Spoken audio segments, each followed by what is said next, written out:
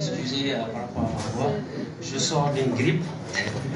Donc, à monsieur le représentant du ministre de la Santé, madame la présidente du conseil d'administration, madame la directrice sortante de la CNPNA, messieurs les conseillers, mesdames et messieurs chers agents de la CNPNA, chers invités partenaires à vos grades, rangs et titres, mesdames et messieurs, je tiens tout d'abord à remercier le bon Dieu de nous avoir donné la santé et l'opportunité d'être parmi vous, à toutes les personnes ici présentes, comme celles qui n'ont pas pu faire le déplacement. Je tiens à vous remercier pour votre marque de sympathie. En cette occasion importante de passation de service dans cette belle et stratégique société nationale, je tiens aussi à exprimer ma profonde gratitude au président de la République, son Excellence, le ministre de la Santé, M. Ibrahim Ousmane Sy, qui ont placé leur confiance en ma modeste personne, en me confiant la direction générale de la CNPNA. Cette responsabilité à la fois un défi et une opportunité que j'aborde avec détermination et enthousiasme. Déterminé à relever les immenses défis qui nous attendent, enthousiaste de pouvoir mettre notre expérience et notre expertise au service du peuple sénégalais. C'est avec une grande humilité, un immense honneur que j'assumerai les fonctions de directeur général de la CNPNA. En effet, la CNPNA joue un rôle crucial dans notre système de santé. Elle est le pilier qui assure la disponibilité et l'accessibilité du médicament et des produits de santé essentiels à nos concitoyens. Aujourd'hui, nous avons la responsabilité individuelle et collective de s'assurer que chaque Sénégalais, où qu'il soit, ait accès à des médicaments de qualité.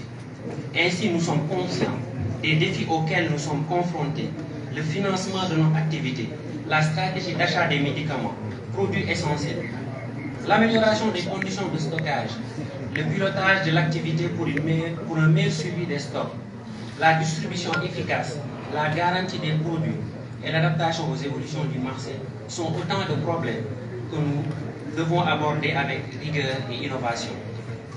Le changement de statut de la CNPNA nous offre d'immenses possibilités d'aborder ces questions, mais également d'y participer activement dans l'objectif du gouvernement actuel d'atteindre la souveraineté pharmaceutique. Cependant, nous vivons dans un monde en constante évolution et nos capacités à anticiper et à répondre aux besoins croissants des populations sont déterminantes pour notre succès. Dans cette optique, nous nous engageons à promouvoir une culture de l'excellence, de transparence et d'innovation au sein de notre organisation.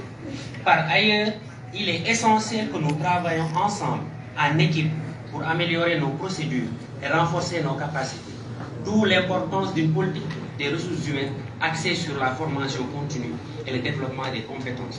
L'écoute active de nos partenaires et la collaboration avec les autres acteurs du secteur de la santé seront au cœur de notre référentiel de fonctionnement. Nous voudrons également insister sur l'importance de l'éthique et de la responsabilité sociale.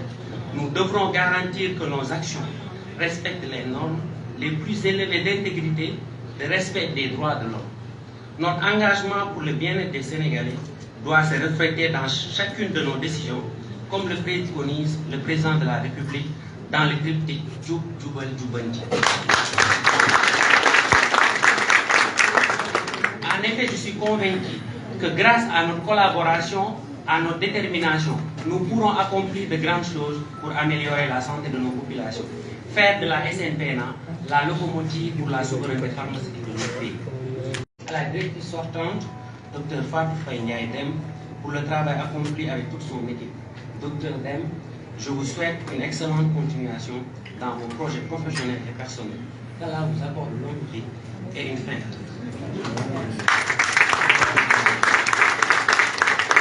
Mesdames et messieurs, chers invités, en avant pour une ère d'excellence et de progrès pour la pharmacie nationale d'approvisionnement. Je vous remercie de votre aimable attention.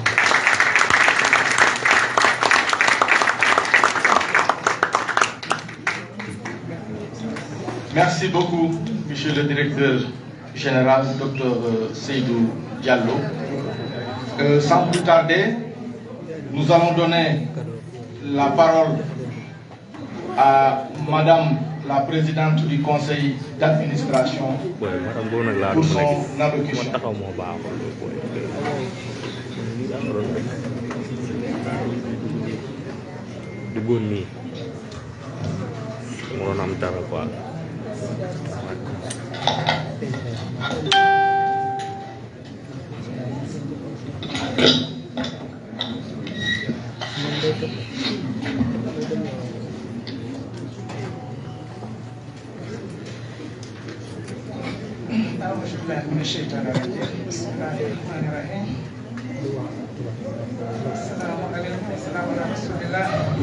Mesdames, Messieurs les administrateurs de la CNPNA, Madame la directrice générale de la CNPNA, Monsieur le directeur général de la CNPNA, Monsieur le secrétaire général, Messieurs les partenaires sociaux, Mesdames, Messieurs les directeurs, chefs de service, conseillers, Mesdames, Messieurs les gérants de la CNPNA, en vos rangs, nous sommes aujourd'hui réunis à une cérémonie de passation de service entre la directrice générale sortante, Dr Fatou Faye Ndiaye Dème, et le nouveau directeur général, Dr Seydou Diallo. Monsieur le directeur général, nous avons le plaisir de vous accueillir au sein de la CNPNA et vous souhaitons la bienvenue. Le personnel que vous allez diriger est prêt à vous accompagner dans votre exaltante mission en adéquation avec les directives des autorités, mais aussi les attentes des populations. Ces ressources humaines de qualité ont des compétences avérées, aussi bien dans le domaine administratif que pharmaceutique, et ont une bonne compréhension de la mission et de la continuité du service, car consciente que les hommes et les femmes passent, mais les institutions demeurent.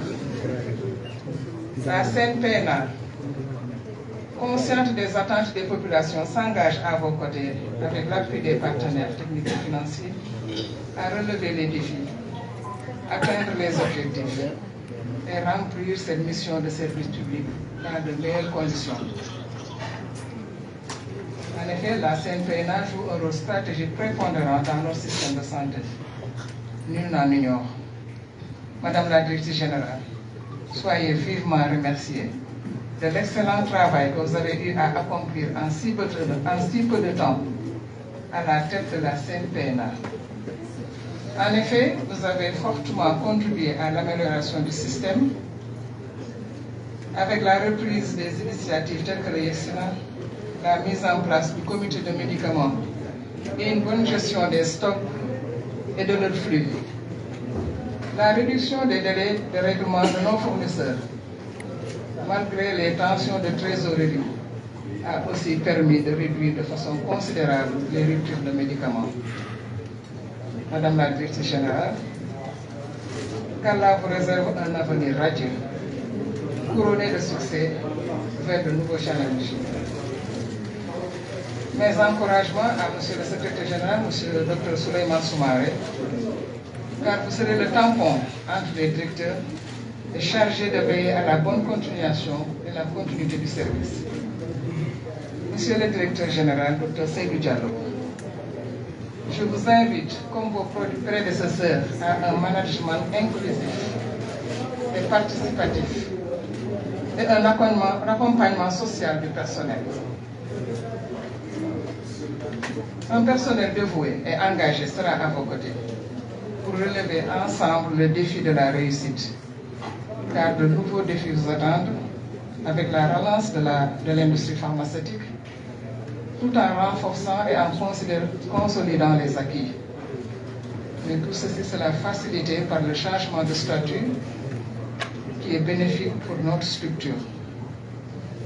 Monsieur le directeur général, le conseil d'administration, à mon nom, en accomplissant la mission qui est sienne, de veiller à la bonne gestion de la structure, sera à vos côtés pour vous accompagner et vous soutenir avec ses prérogatives et ses compétences. Je ne saurais terminer sans féliciter les partenaires sociaux, le représentant du personnel, le président de l'AMICA, pour les bonnes initiatives, des programmes sociaux très appréciés qui confortent et renforcent les liens de solidarité, d'entraide et qui rendent agréable et convivial le climat de travail à la CNPNA. Un climat de travail apaisé grâce à leur entretien. En 12 ans à la tête de la CNPNA, nous n'avons jamais connu ni de grève ni de blocage. Et ça, nous en remercions fortement le personnel, mais aussi le dirigeant. Sur ce, Dr Seydou Diallo, nous vous installons à la tête de la CNPNA comme directeur général. Et prions Allah subhanahu wa ta'ala de vous accompagner, de vous assister dans la mission de rendre disponibles les médicaments génériques essentiels à toute la population sénégalaise, partout où elle se trouve. Nous vous souhaitons un plein succès dans cette mission. Donc, nous sommes di ci sangu-sang yi Nabi Moustapha sallallahu taala alayhi wa sallam ñu ngi santaat ñi fi teew ñëpp di naan alhamdulilah rabbil alamin alhamdulilah ala kulli haal comme ni nga ko waxee dañ di nit ñi ñooy changé mais liggéeyukaay bi du changé Sénégal du changé nit ñi nag c'est normal que bu ñu demee ba ci kanam léeg-léeg ñi jóge fi ñeneen ñëw li ci am solo mooy képp ku fi jaar ci sa biir jaar-jaar nga def fi liggéey bu mucc ayib nga mën a seedeel lu baax loo fi def nga teg ci say jalon teg ci say réalisation bu keneen ñëwee mën a teg ci kawam affaire bi noonu rek donc ñoo ngi santaat bu baax di ñaanal directeur général fu mu jëm yàlla ko yàlla bëggee yàlla ko yàlla tette fu mu jëm ci yeneen sut sax njortam ci mu jógee nii liggéey na fi liggéey bu rafet bu ànd ak dal déggoo ak personnel bi yëpp conseil d'administration ak orientation yi ko doon jox tey jii buy dem am ñoo xam ne dina sentir un personnel de se séparer d'elle mais sant yàlla comme ni ma ko waxee parce que ci jàmm ak ci sutura docteur Seydou Diallo bi di ñëw ñu koy dalal jàmm di ko ñaanal yàlla di ko yan bi tiim ko te bañ a tege ci boppam yàlla téeñal ko ba mu àttan ko ba nga xam ne li tax ñu teg ko fi mu def lu suñ njort di ko fi teg te ci ëpp solo mooy population sénégalaise bi seen yaakaar rëy na ndax ku feebar jàqare la ci biir àddina jàqare ci biir sa famille te feebar bi li koy gën a def mu nekk jàqare mooy garab yooyu fajoo certes am nañ ay hôpitaux am nañ ay médecins am nañ ay ressources humaines mais garab mooy suñu yitte su ko defee yow mi nga xam ne nag yow la yàlla dénk lii ak ñu ngi ci naataangoo yi waa ARP ñun ñëpp ñu jàppalante fexe ba loolu nga xam ne moom la ñu yaakaar ci ñun yàlla def mooy garab yi disponible population yi mën ci jot faju système santé bi jëm kanam loolu nag lay ñaanal yàlla téeñal ko ba nga mën ko matale te am nañ ci rafet jox ndax ndaw nga bëgg nga li ngay def gëm nga sa bopp te loolu rek moo am solo yal nañu yàlla taxaw ñun ñëpp waa personnel PNA bi yëpp ñu ngi leen di santaat di leen gërëm di leen wax ni ngeen nekk ci gannaawam nekk ci wetam nekk ci kanamam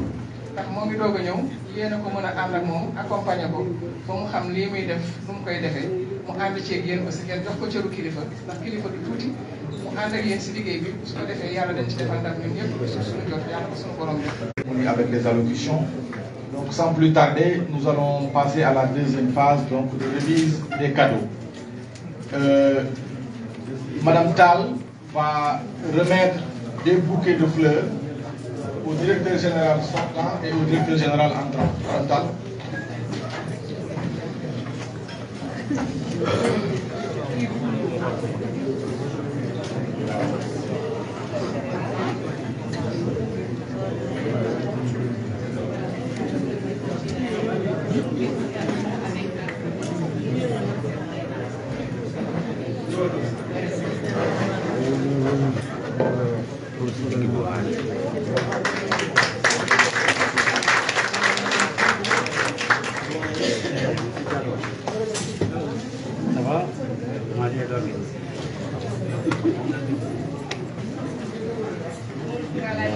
La CNPNA qui a laissé une empreinte indélébile. Combien d'applaudissements pour votre...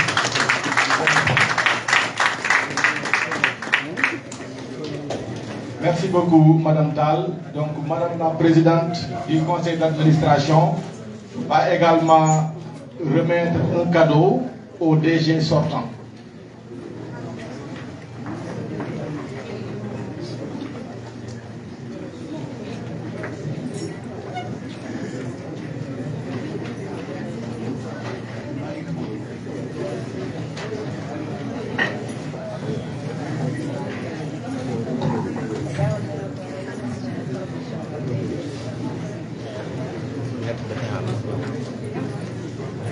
On va enchaîner avec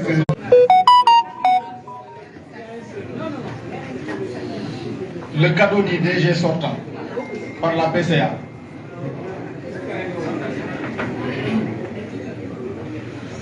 Voilà, Madame la Directrice Générale sortante, ce cadeau vous est offert par Madame la Présidente du Conseil d'Administration.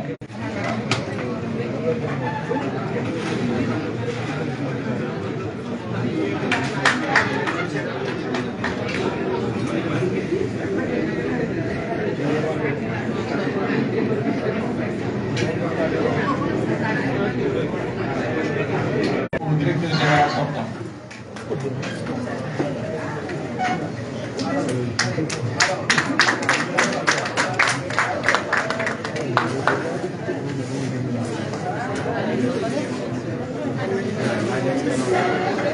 Ouais, journaliste yi kay noonu baare.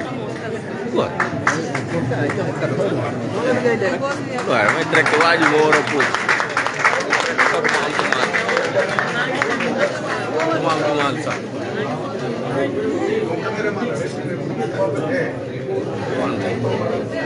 Waaw waa ji moo war a puus.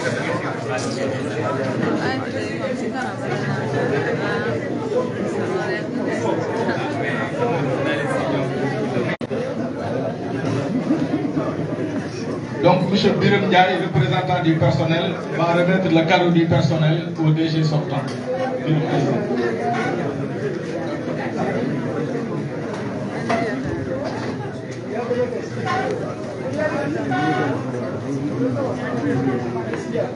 Programme bi doo jóge fii.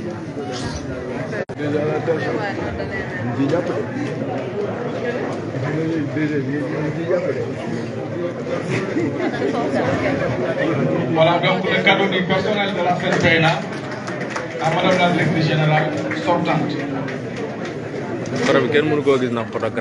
Le cadeau du DG entrant. Le personnel a également fait un cadeau pour le DG entrant. Donc le cadeau sera remis par moi-même, le secrétaire général. Waaw, ça bu parler sur publication. Affaire day kii. Sama ñoom ñoo nekk page dañ leen suivre quoi.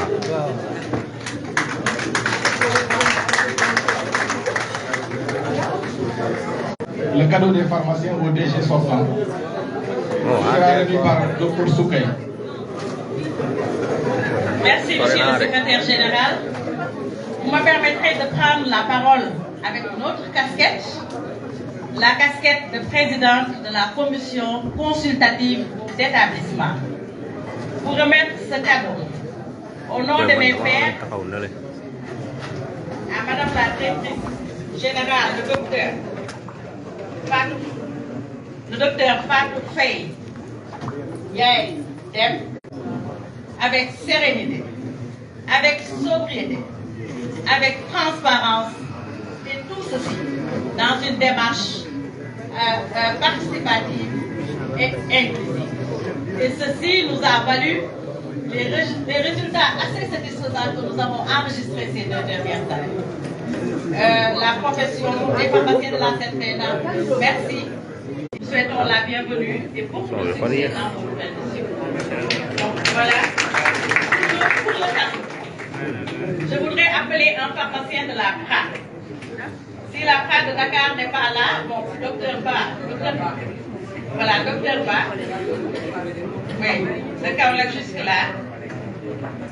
Je voudrais, voilà, appeler un pharmacien de la PRA, la pharmacie régionale, les pharmacies régionales d'approvisionnement, qui sont les démembrements de la FENPENA au niveau des régions. Docteur Ba.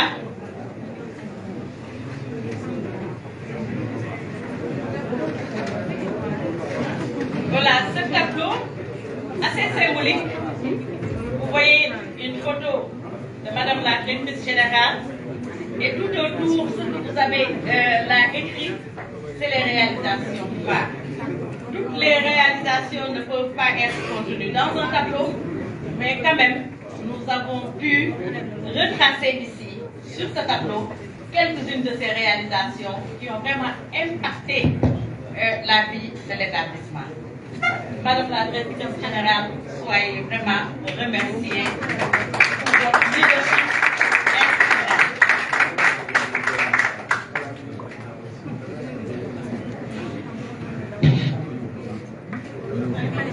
Merci beaucoup, Dr Soukey,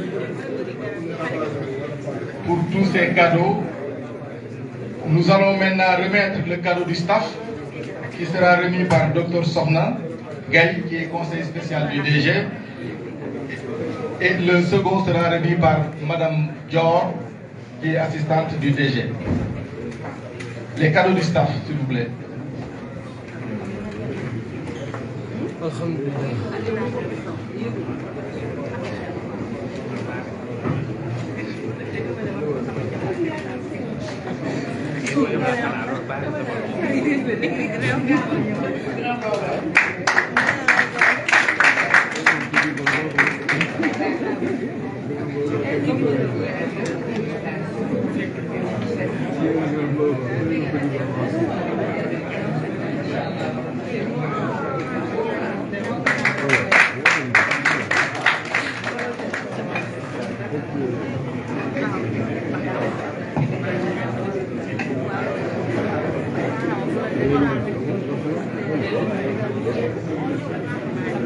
Et pour finir avec les cadeaux, nous allons appeler l'amicale. Donc par le président de l'amicale qui va remettre les cadeaux de l'amicale. Monsieur Bob et Madame Ndiaye qui vont remettre le cadeau de l'amicale.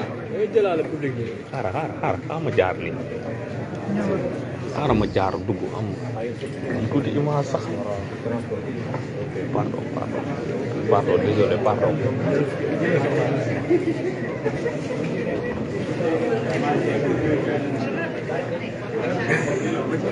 Jam. Pardon, man. I'm tutti.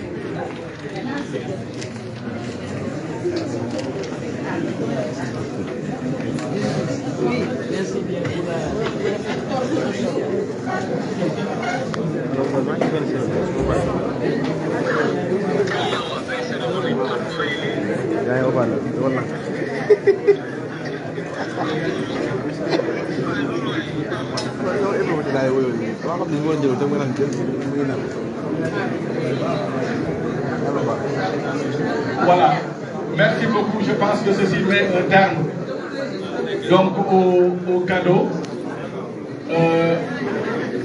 Nous allons redonner la parole à Madame la Directrice Générale et ensuite il y a l'oncle du docteur Seydou Diallo qui a actuellement un micro avec lui qui souhaiterait également prendre la parole juste après le DG. Non, allez.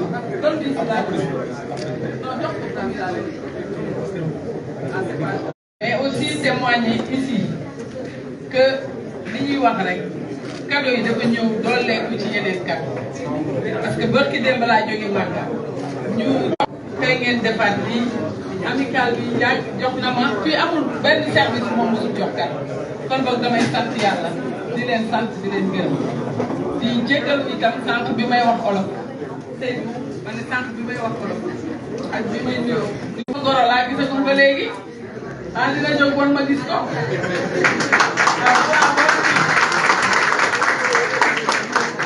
noonu la ah leen ñaan yow it seen yàlla gën leen jubale may leen jàngoon du barkeel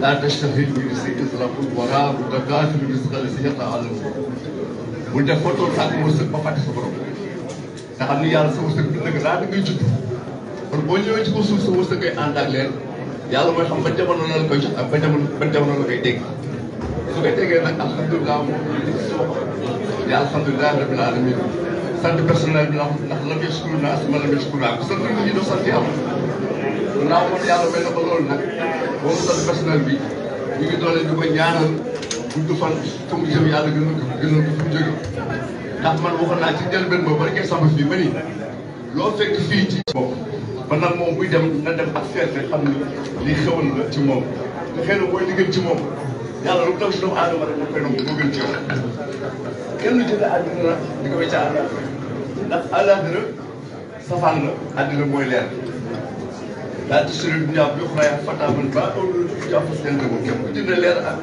lëndëm ñu gën a ci ëllëg di gërëm mbóoj ak ñoom personnel man sow bi ñëpp ñu ma xam si ñëpp maa ngi sant leen gërëm ren nag moom moo yóbbul màkk ren ba ngay sant nga gërëm ci loolu xam ni defal na ma loo xam ci àdduna xalaatu ma la woon ni dana ñëw si man yàllaa ko jaarale ci loxo ba pare maamam bi nga xam ni moo jur yaayam muy sama sœur maam Kouma Nguer mooy sama sœur mooy ki jur yaayam ak sama papa ñoo bokk bàyyi moom maamam moo yóbbul sama papa maa ko moom mu nekk sër yóbbu ma maa ko damay di jaay te nag loolu mbiru yàlla la alhamdulilah rabbil alamin wasalaatu wasalaam ala rasulillah di gërëm sa saw ñi ànd naa bu bees bi te demaat te jógewaat ci jàmm yàlla eggal si yéen ak problème bi ñëpp fekk alhamdulilah rabbil alamin. Merci beaucoup. Donc après la DG sortant, nous allons donner la parole.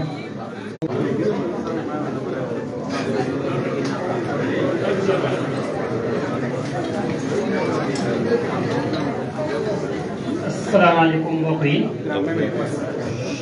ñu ngi leen ci suñu frère suñu lépp docteur Seydou Diallo ki nga xam ne am nañ yaakaar bu rëy ci moom lu ñu def dara lu dul dénk ko personnel seen pena di xam ne di leen wax du ngeen ci am lenn lu leen métti incha allahu rabbi lépp loo xam ne seen pena mbëggatoon na ko wala ki nga xam ne kii génn na bëggoon waroon ko mën a def bëggoon ko mën a def te yàlla def na defu ko yàlla na fekk ne docteur Seydou Diallo mii moo ko war a def te yàlla na doon ki koy def yàlla na buñ ci rëccu dara ginnaaw loolu dañuy sant di gërëm papaam mi nga xam ne moo toog nii suñu papa ak yaayam ak soxnaam bi nga xam ne moo toog fii di ñaan yàlla bis bu ñu toog fii tey yàlla buñ ko rëccu yàlla nañ ne ñun ñëpp ne waroon nañ fekk ne toog nañ bis bi lu jiitu tey te incha allahu rabbi dinañ ci am li nga xam ne ni loolu mooy kontaan te lépp li nga xam ne mooy mbégte dinañ ko ci am ñu ngi leen di sant di leen gërëm di ñaan yàlla na ko succès toog ci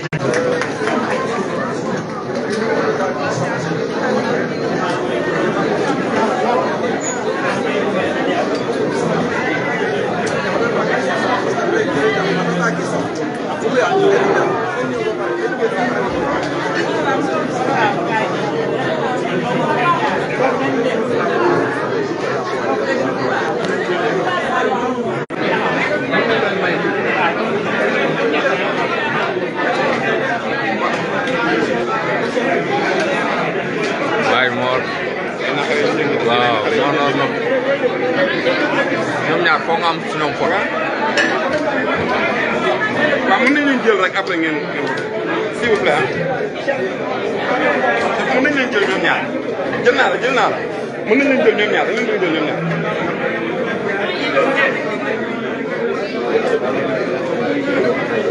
d'accord c'est bon waaye yéen ñaar mu dul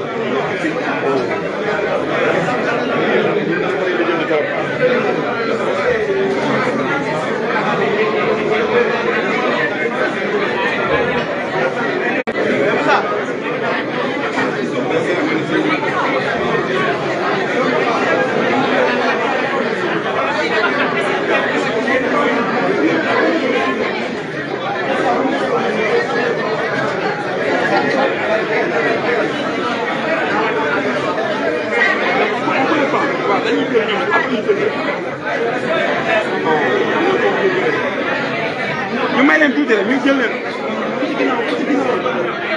waaw waaw. ki ci ginnaaw ki ci ginnaaw. ci ginnaaw war a may leen tuuti.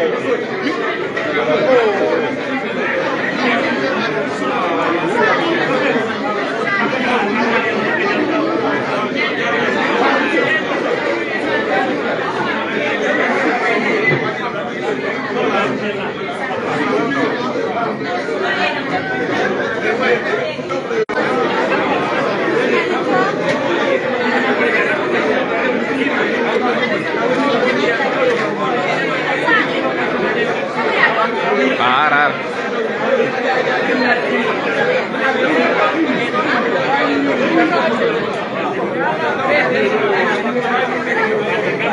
Wow, wow.